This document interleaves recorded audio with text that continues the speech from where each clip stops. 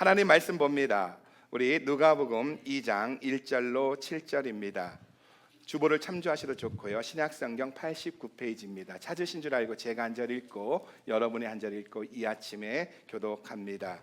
이때에 가이사 아구스도가 영을 내려 천하로 다 호적하라 하였으니 2절 시작. 이 호적은 구레뇨가 술이어 중독되었을 때 첫 번 한 것이라. 모든 사람이 호적하러 각각 고향으로 돌아가매 요셉도 다윗의 집 족속인 고로 갈릴리 나사렛 동네에서 유대를 향하여 베들레헴이라 하는 다윗의 동네로 그 정혼한 마리아와 함께 호적하러 올라가니 마리아가 이미 잉태되었더라. 거기 있을 그때에 해산할 날이 차서 같이 읽습니다. 마다들을 낳아 강보로 싸서 구유에 뉘었으니 이는 사관에 있을 곳이 없음이로다. 아멘. 말씀 나누기 전에 오늘 예배 직후에 공동회가 있습니다. 공동회 참석하시는 분이 있고 참석하지 않는 분이 있는데 참석하지 않는 분들은 가시면서 떡이 준비되어져 있습니다. 그래서 꼭 떡을 드시고 그리고 가능하면 또 새로운 사람들과 함께 서로 교제도 해볼 수 있는 시간들이 되어지길 소원합니다. 오늘 저는 함께 읽은 누가복음 2장 1절로 7절 말씀을 통하여 평범함 속에 맞이한 크리스마스, 평범함 속에 맞이하고 감추어진 크리스마스에 대해서 나누려고 합니다. 오늘은 2000년 전에 하나님이 인간의 육신을 입고 이 땅에 오신 날을 기념하는 성탄 주일입니다. 저는 이 성탄 주일을 맞아 예수님이 이 땅에 오신 방법과 의미를 나누고자 합니다.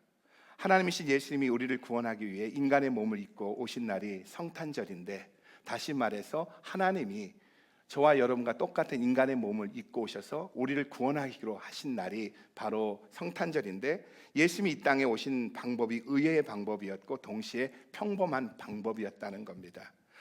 누가복음 2장 4절로 7절은 이렇게 시작하죠. 제가 한번 4절 읽고 다시 한번 교독합니다. 요셉도 다윗의 집 족속인 고로 갈릴리 나사렛 동네에서 유대를 향하여 베들레헴이라 하는 다윗의 동네로 5절 시작. 그 정혼한 마리아와 함께 호적하러 올라가니 마리아가 이미 잉태되었더라. 거기 있을 그때 해산할 날이 차서 마다들을 낳아 강보로 싸서 구유에 뉘었으니 이는 사관에 있을 곳이 없음이라. 무슨 말이죠? 예수님이 이 땅에 오신 방법이 아주 의외라는 거예요. 그러면 구체적으로 어떤 부분이 의외였느냐 하면은, 첫째로 예수님이 이 땅에 오실 때의 상황이 의외였고, 둘째로 예수님이 오신 장소가 의외였고, 셋째로 예수님이 사용하신 인물들이 의외였다는 겁니다. 그래서 예수님이 오신 방법이 의외라는 거예요. 보면 누가복음 1장은 저 유명한 가이사 아구스도의 호적 명령으로 시작합니다. 가이사 아구스도는 옥타비아누스로요, 로마의 초대 황제입니다. 가이사 아구스도가 황제가 되기 전에는 로마는 1차, 2차, 3두 정치를 하고 있었습니다. 그러니까 세 명이 역할을 나누어 통치하는 형태로 권력이 나뉘어져 있었다는 거예요. 세 명이서 통치하고 있었다는 겁니다. 옥타비아누스와 안토니우스와 네피두스, 이 세 사람이 통치하고 있었는데, 옥타비아누스가 네피두스의 군대를 자기 군대로 빼돌리는 바람에 네피두스는 사라지고 이제 안토니우스와 옥타비아누스 둘만이 있었는데, 안토니우스가 이집트에 갔다가 그 클레오파트라에게 사랑에 빠져 있는 동안에 어떻게 합니까? 옥타비아누스가 권력을 그 힘을 키워가지고 나중에 전쟁을 하게 되어집니다. 그래서 옥타비아누스가 안토니우스를 이기게 되죠. 그리고 안토니우스는 그 전쟁의 패배로 충격을 받고 이집트로 돌아가 클레오파트라와 자살하게 되어집니다. 이렇게 옥타비아누스가 3두 정치에서 왕이 되면서 1인 체제로 황제 체제로 바뀌게 되어졌던 거예요. 또 이 사람은 왕의 뒤후에 자기가 가지고 있는 가이사라는 타이틀에 만족할 수 없어서 아구스라는 칭호를 붙였다는 거예요. 그래서 가이사 아구스도가 되었는데, 여기서 가이사는 황제, 왕 이런 뜻을 갖고 있고, 아구스도는 홀리, 거룩한 이런 뜻을 갖고 있습니다. 그러니까 가이사 아구스도라는 뜻은요, 거룩한 황제라는 거예요. 그리고 그는 황제가 되자마자 자기가 붙인 이름과 같이 황제 숭배를 강요합니다. 그러니까 로마 황제는, 옥타비아누스는 로마의 황제 이상을 넘어서 신으로 군림했던 겁니다. 그래서 자기가 통치하던 식민지인 소아시아에서는, 터키 땅에서는요, 자기를 세비어, 구세주라고 부르게 하고요, 자기의 생일날인 9월 23일을 새해 첫날로 바꾸기도 합니다. 여러분, 이런 독재자들이 독재의 길을 걷기 위해서 제일 필요한 것이 뭐지요? 이 독재자들이 통치하기 위해서 가장 필요한 것은 돈입니다. 제국을 통치하기 위해서는 돈이 필요하다는 거예요. 그래서 세금을 늘려야 했기 때문에 세금 받을 대상을 정확하게 파악하는 것이 중요했습니다. 그래서 황제의 명령으로 로마 제국 안에 있는 모든 사람들은 의무적으로 자기가 태어난 곳에 가서 호적하라고 명령을 내렸던 거예요. 그래서 요셉과 마리아는 자기들이 지금 살고 있는 갈릴리 지역의 나사렛에서 70마일 떨어져 있는 베들레헴으로 호적하러 가게 된 겁니다. 지금 가이사 아구스토의 호적 명령 때문에 자기가 살던 나사렛 땅을 떠나서 요셉과 마리아는 베들레헴으로 가게 되었다는 거예요. 요셉과 마리아는요, 로마 황제의 의회의 호적 사건 때문에 나사렛에서 고향 베들레헴으로 내려왔다는 겁니다. 그리고 그때 만삭이었던 마리아가 베들레헴에서 아기 예수를 낳게 되었다는 거예요. 그런데 놀라운 것은 이 의회의 사건 같은 이 사건이 미가 선지자의 예언을 이루는 사건이었고 하나님의 예언을 성취하는 사건이었다는 거예요. 일반적인 사건이고 그리고 보편적인 사건이었는데, 독재자들이 하는 그 보편적인 사건이었는데 그 속에서 어떻게 된다? 하나님의 예언이 성취되고 있다는 거예요. 우리 미가서 5장 2절 한번 읽어봐요. 같이 읽어봅니다. 시작. 베들레헴 에브라다야, 너는 유다 족속 중에 적을지라도 이스라엘을 다스릴 자가 내게로 나올 것이라. 그의 근본은 상고의 태초에니라. 미가 선지자는 예수님 탄생 700년 전에 활동했던 선지자입니다. 그런데 이 미가 선지자는 메시아는 베들레헴에서, 다윗의 고향인 베들레헴에서 태어난다고 예언을 했다는 거예요. 그런데 놀라운 것은 이 예언이 이루어지도록 하나님은 의회의 방법으로, 즉 가이사 아구스토의 호적 명령으로 요셉과 마리아가 베들레헴에 가게 되었다는 겁니다. 이와 같이 메시아신 예수님은 가이사 아구스토의 호적 명령 같은 의회의 상황으로 인해서 이스라엘의 가장 작은 마을 중에 하나인 베들레헴에서 태어나게 된 겁니다. 그리고 이것은 700년 전에 미가 선지자의 예언이 성취된 거라는 거예요. 이처럼 예수님은요, 의회의 사건 속에서, 의회의 장소에서 오셨다는 거예요. 그리고 의회의 인물을 통해서 오셨다는 겁니다. 나사렛 땅에 이름 없는 티네이저였던 마리아를 통해 오셨다는 거예요. 티네이저의 소녀인 마리아를 통해 오셨다는 거예요. 사실 세계의 수도인 로마나 그리고 영적 수도인 예루살렘에는 수많은 여인이 있음에도 불구하고 이름 없는 티네이저 소녀였던 마리아를 통해서 예수님이 오셨다는 거예요. 그래서 우리는 예수님의 오신 모습을 보고 메시아의 오심이, 만왕의 왕이신 예수님 이 땅에 오심이 의회라고 생각한다는 거예요. 여러분, 그런데 예수님이 이 땅에 오신 방법이 의회의 방법이지만 이것은 지극히 평범하고 일상적인 삶 속에서 모두에게 일어날 수 있는 방법이라는 거예요. 우리는 예수님이 오신 방법, 호적하러 가는 모습, 그리고 또한 베들레헴, 그리고 마리아, 이런 것을 보면서 갖는 생각이 의회라고 생각합니다. 근데 왜 그런지 아세요? 그것은 우리의 선입견 때문이라는 거예요. 우리가 예수님을 구세주로 전제하기 때문이라는 겁니다. 무슨 말이죠? 메시아는요, 구세주는요, 평범하게 오셔서는 안 된다는 이 선입견이 우리 속에 있다는 거예요. 그래서 우리는요, 예수님의 오심에 이 평범함을 수용하지 못하고 있다는 겁니다. 다시 말해, 예수님이 평범하게 오셨기 때문에 우리는 오히려 그분에게서 의외라고 느끼고 있는 것은 아니냐는 겁니다. 호적하는 모습, 세금을 더 많이 걷기 위해서 인구조사하는 모습은요, 세계 도처에 있는 그런 지도자들의, 독재자들의 정치 모습입니다. 이것은 평범한 일이에요. 세금을 더 걷기 위해서 인구조사하는 그 모습, 이것은 지금도 일어나고 있는 평범한 일이라는 거예요. 베들레헴 평범한 마을입니다. 시골 마을입니다. 가난한 마을입니다. 새로울 것이 없어요. 또 아기가 구유에 누인 것, 그 당시 여관이 없으면 당연히 있을 수 있는 일입니다. 이처럼 예수님이 오신 모습은요, 의회의 방법처럼 보이지만 지극히 평범한 방법으로 평범한 사람처럼 오셨다는 거예요. 그런데 이 평범한 방법 속에 뭐라고요? 주님의 예언이 성취되어지는 성취 사건이 일어났다는 겁니다. 여러분, 그러면 여기서 우리에게 주는 교훈이 뭔지 아세요? 평범한 일이 중요한 일이고 평범한 일이 주님의 일이라는 거예요. 이게 평범한 일이잖아요. 독재자에 의해서 호적하는 모습들, 시골 가난한 마을, 티네이저의 이름 없는 소녀, 모두가 보고 있는 일상적으로 일어날 수 있는 평범한 일이라는 거예요. 그러나 그 평범한 일 속에 지금 주님의 일이, 예언이 성취되고 있다는 겁니다. 오래전 어느 목사님의 칼럼을 읽고요, 참 공감했던 적이 있습니다. 그 칼럼 내용은요, 이민교회와 이민교회 성도들이 보다 새로워지기 위해서는 소위 말하는 이원론적 사고에서 벗어나야 한다는 칼럼이었어요.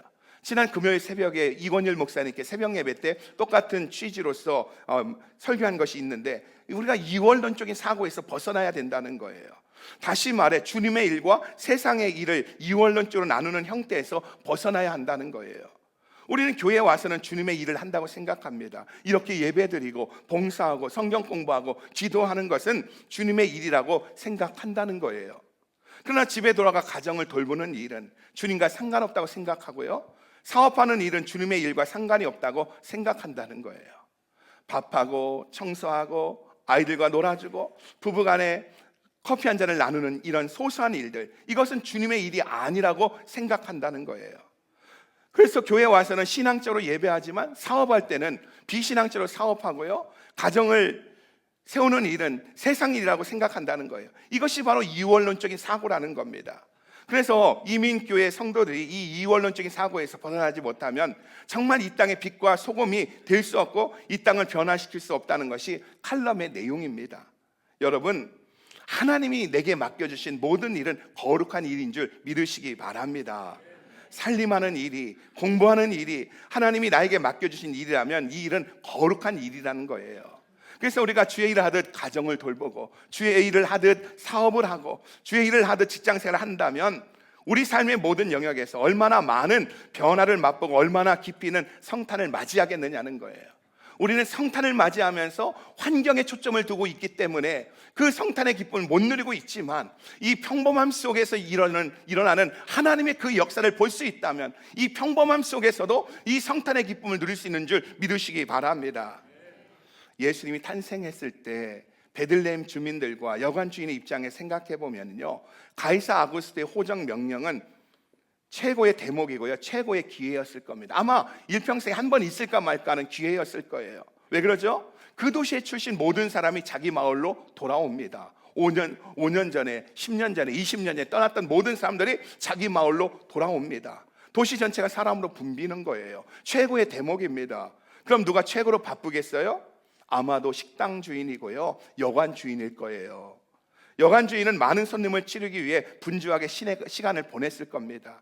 그러나 자기 집에 온 손님 중에 메시아의 부모님이 계신다는 사실을 알았다면, 아니 메시아가 계신다는 사실을 알았다면 아무리 바쁘고 아무리 피곤해도 여관 주인의 태도는 달랐을 거예요. 하지만 아기 예수를 경배하는 그 자리에, 우리 본문 다음 류에 보면은 목자들이 와서 아기 예수를 경배하는 그 자리에 여관 주인이 없었다는 겁니다. 왜요? 평범한 일이 주님의 일이라고 생각하지 못했기 때문이에요. 다시 말해, 바쁘기만 했지 평범한 일 속에 감추어진 주님의 일에 대해서는 눈을 뜨지 못했기 때문이라는 겁니다. 여러분, 예수님이 이 땅에 오신 일은 평범한 모습으로 오셨다는 거예요. 근데 그 평범한 속에 주님의 예언이 이루어지고 있다는 거예요. 그렇다면 오늘 내 삶 가운데 다가온 이 평범한 일도 주님의 일일 수 있다는 사실을 믿으시기 바랍니다. 그래서 사도 바울은 골로새서 3장 23절에 이렇게 말씀하고 있어요. 같이 한번 읽어봅니다. 시작. 무슨 일을 하든지 마음을 다하여 주께 하듯 하고 사람에게 하듯 하지 말라. 무슨 말이죠? 주님의 일이 따로 있는 것이 아니라는 거예요. 우리는 주님의 일은 뭔가 기적적이고 뭔가 다이나믹하고 뭔가 스페셜하다고 생각하는데 모든 일이 주님의 일이라는 거예요. 그래서 모든 일에 주께 하듯 하라는 겁니다. 다시 말해, 주님께 내게 맡기신 것이라고 생각한다면, 가정이, 사업장이, 그리고 여러분의 그 공부가 주님께서 내게 맡기신 것이라고 생각한다면 이것이 세상 일처럼 보여도 이것은 거룩한 일이 될 수 있다는 사실을 믿으시기 바랍니다. 그리고 그 일이 아무리 저와 여러분을 권태롭게 만들고 힘들게 만들지라도, 날마다 해야 하는 평범하고 반복적인 일이라 할지라도 이것이 거룩한 일이 될 수 있다는 거예요. 그러기 위해서는 주님의 시선으로 바라봐야 한다는 거예요. 이 평범한 일 속에서 주님의 눈으로 바라볼 수 있는 은혜가 있기를 주의 이름으로 축복합니다. 또 내가 만나는 사람이 평범하게 느껴지는 사람이라 할지라도, 아니 내가 만나고 섬기는 사람이 지극히 작고 보잘것없다 할지라도 하나님이 나에게 만나게 해주시고 섬기게 해주신 분이라고 생각하고 만나고 섬긴다면 얼마나 우리의 삶의 태도가 달라지겠느냐는 거예요. 우리가 이런 관점으로 산다면 우리의 평범한 삶이, 일상적인 삶이 얼마나 달라지겠습니까? 요즘 목회를 하면서 저에게 자문하는 고백이 있습니다. 저에게 질문하는 고백이 있어요. 목회가 더해지고요, 사역이 넓어지면서 사람을 만나는 횟수가 늘고요, 예배 때마다 또 새로운 사람들이 방문을 합니다. 그러다 보니 만남의 연속이에요. 사람을 만나고 사람을 만나는 것이 저의 일과입니다. 그러기에 제 자신이 사람을 위해 사람을 만나지 않고, 사람을 세우고 사람을 사랑하기 위해서 만나지 않고 일 처리를 위해 사람을 만나는 것은 아닌가, 이러다가 사람을 중요하게 여기지 않게 되는 것은 아닌가 하는 두려움이 든다는 거예요. 이 사람을 만남 속에서, 이 평범함 속에서 하나님의, 주님의 일이 있음에도 불구하고 내가 일로만 만나고 있는 것은 아닌가. 여러분, 주님의 일은 특별한 일이 아니라는 것 아세요? 여간을 찾아온 사람들 속에, 일상적인 삶 속에, 평범한 삶 속에 주님의 일이 있다는 겁니다. 평범한 일 속에 주님의 그 예언이 이루어지고 있다는 거예요. 비단 교회 일만 그런 것이 아니라 가정일도요, 직장일도요, 마찬가지라는 겁니다. 그래서 언젠가 한번 나누었지만 권태가 주는 축복이라는 글이 있어서 여러분에게 잠깐 한번 소개합니다. 어떤 30대 40대의 남성이 고백하는 거예요. 이렇게 고백합니다. 어제가 오늘 같고 모든 일이 기계적으로 되어간다. 계절 탓만은 아닌 것 같다. 둘째 아이로 배가 불룩한 아내, 연애 시절에 신사람을 가신 지 오래다. 화장도 안 한 부시시한 얼굴, 푹 퍼진 모습이다.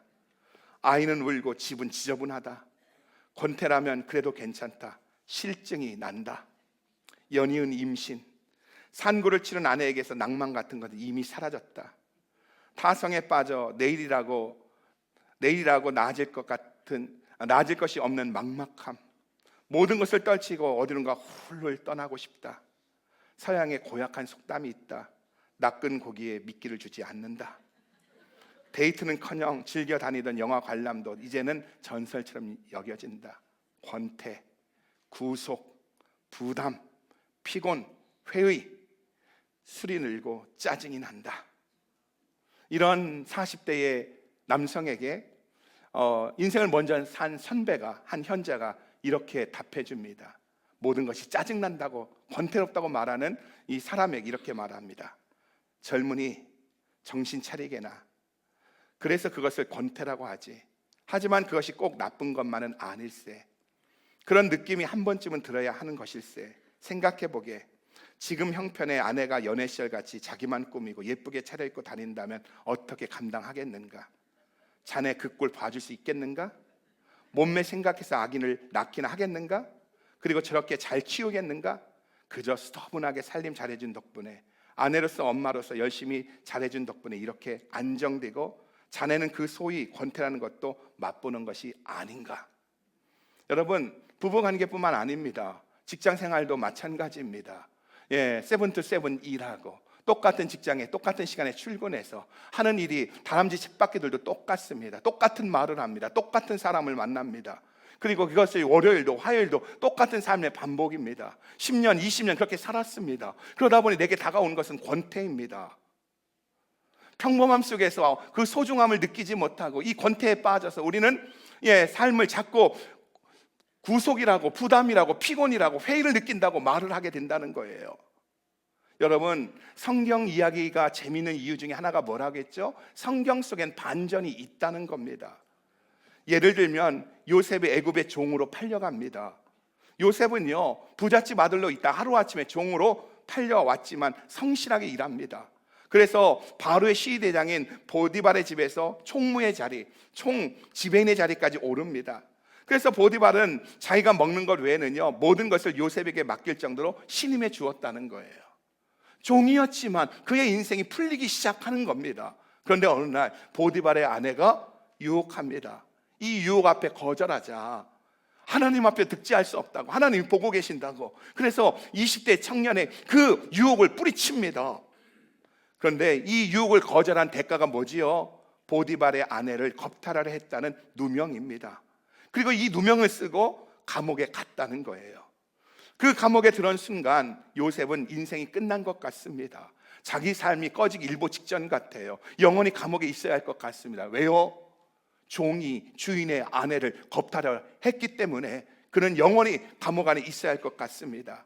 20대 초반의 요셉이 평생 감옥에 있어야 할 것 같습니다. 소망이 전혀 없는 거예요. 그러나 그 상황에서 요셉은 어떻게 합니까? 하나님을 의지하고 예배하면서 반복되는 감옥 생활 속에서 성실히 살아갑니다. 권태롭게 하고 좌절감을 가져오고 무너지게 할 것 같은 이 감옥 생활 속에서도 하나님만 바라보며 성실히 살아갑니다. 그때 반전이 시작되었다는 거예요.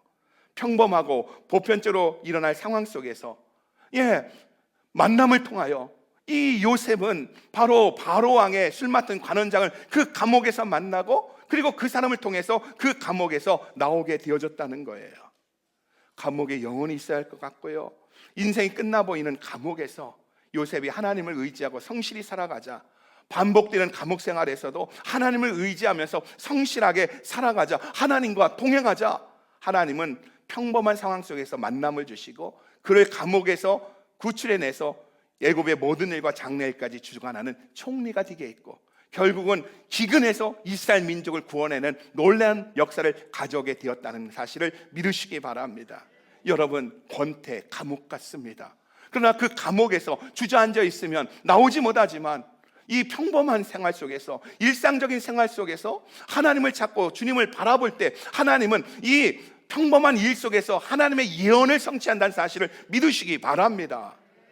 다윗과 골리앗의 이야기도 그렇고요, 바벨론에 포로 잡혀간 다니엘의 이야기도 그렇습니다. 다 의외의 사건들 속에서 평범하게 살아가는 사람들의 이야기라는 거예요.